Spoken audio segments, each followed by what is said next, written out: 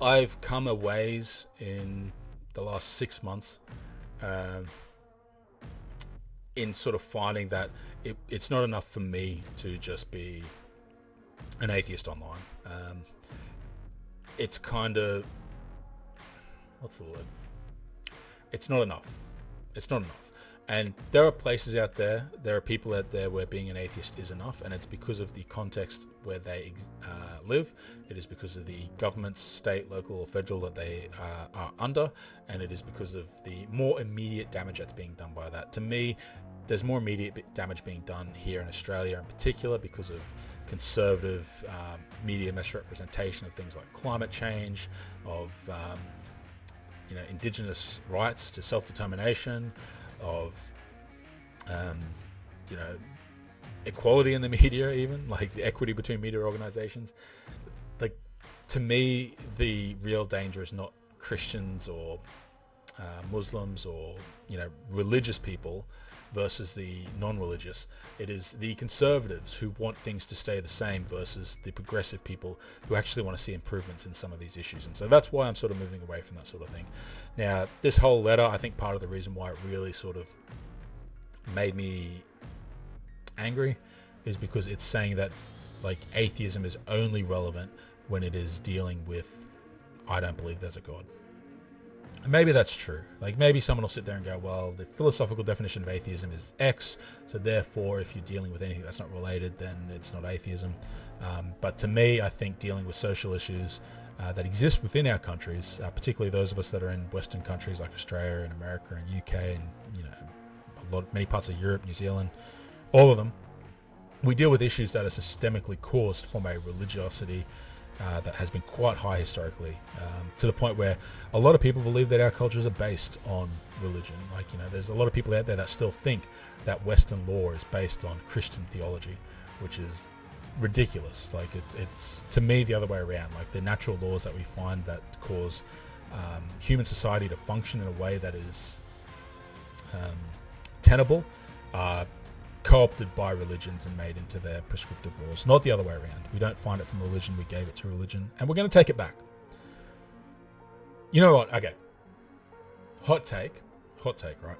I'm not saying philosophy isn't important, but I think that particularly in the skeptic community, philosophy gets misused to justify ridiculous things. And I can't back that up and I can't justify it, but I almost inevitably go when someone goes, well, according to a philosopher XYZ. Now, I really enjoy philosophy when it's presented in a way I like. Like, this sounds ridiculous. Like Philosophy Tube, for example, I think he does a really good job. What's his last name? I forget his last name. Philosophy Tube's his actual channel. Like, the way he presents philosophical ideas, I think are really positive because he maps them onto reality. Whereas there are people that use philosophy instead to abstract real ideas into a meta analysis of those ideas that doesn't really map to reality anymore. I personally don't like the no, it's not that I don't like. I personally think that, for example, the Stanford Dictionary of Philosophy, the way that it defines atheist, I think that gets misused by people who want to basically argue about the nature of atheism and belief. And I think that, that's an example of when the tool of philosophy is not being used to further a discussion, but it's being used to stop a discussion. Because to me, what does atheist mean? Like, you don't go, what does atheist mean to Amanda? Well, in the dictionary of Stanford Dictionary of Philosophy, it says that an atheist is someone that actively believes that there is no God because there is no functional way to address the issue of Gnosticism by atheism alone, and so it is a knowledge position in the epistemological methods that it's being used. So therefore, Amanda is not an atheist or is an atheist. No. To me, it's a lot simpler than that. Is ask someone, are they an atheist? And they say yes. Okay, cool.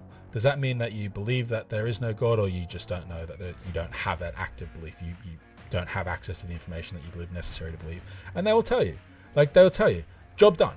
Instead, I think it gets used to be stop a discussion about atheism more often than not. So,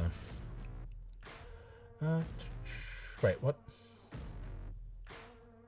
I accidentally hit a message instead of showing it. I need to find a better chat program for YouTube because I'm using the pop-out chat, and it's philosophy is some toxic shit in the heads of people who decided they are. Edit that out. Edit that out. Philosophy is some toxic shit in the heads of people who decided they got shit and didn't have to change during puberty. Hot shit. Yes, hot shit. There we go. That's what I hit accidentally. Whoops. And yeah, I think that's the thing. Like, philosophy is a tool that requires a very specific application to ideas for it to be useful. And I think there's too many monkeys with machine guns, if you sort of catch what I'm putting down. Which is why I don't always get into it. So, can you tell that I'm being a bit more open with what I say? Any of you that have known me for like a year or so, I think part of what's stifled me in the community of skeptics is being worried about being wrong.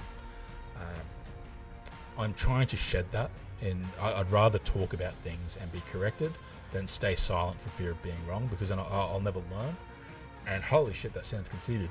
But fuck, man, I want someone to fucking tell me I'm wrong for what I said about philosophy, so we can talk about it. Like, on Twitter, just before I started live streaming, I'm disagreeing with someone that wants to say that Trump's not a fascist, because we need to use the term fascism in a much more controlled and directed method, otherwise it loses its meaning and it becomes harder to call out real fascists.